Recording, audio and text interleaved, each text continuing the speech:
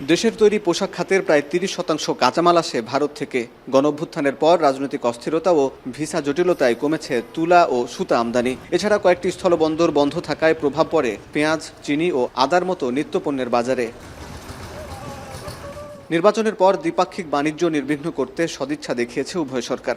সচিবালয়ে গত 2 দিন ধরে বিভিন্ন মন্ত্রীর সঙ্গে বৈঠক করছেন ভারতের হাইকমিশনার প্রণয় ভার্মা। সোমবার দুপুরে বাণিজ্য মন্ত্রীর সঙ্গে বৈঠক শেষে তিনি বলেন, ব্যবসা, অর্থনীতি ও বিনিয়োগ সংক্রান্ত বিষয়ে ঘনিষ্ঠভাবে কাজ করতে আগ্রহী ভারত সরকার। We have a very strong trade, economic and business relationship between our two countries. We discussed ways to take it forward, how we can make it easier for businesses to engage with each other. আগামীর অগ্রগতির ভিত্তি আনোয়ার ইস্পাত, strongest still since 1978।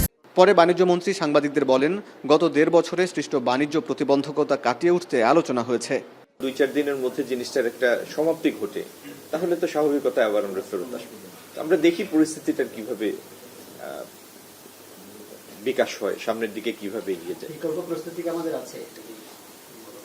আমাদের নিত্য প্রয়োজনীয় আমদানি পণ্য, আমাদের জ্বালানি, এই সমস্ত দিক দিয়ে সংখ্যার কোনোই কারণ নাই।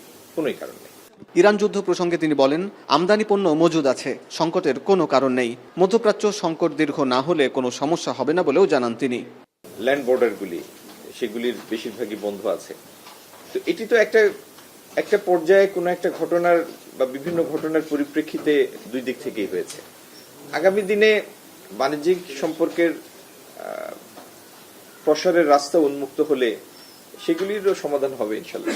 এ সময় এলডিসি গ্র্যাজুয়েশন পেছানোর প্রক্রিয়া নিয়েও আলোচনা চলছে বলে জানান বাণিজ্য মন্ত্রী। হাসিব বিল্লাহ, এখন, ঢাকা।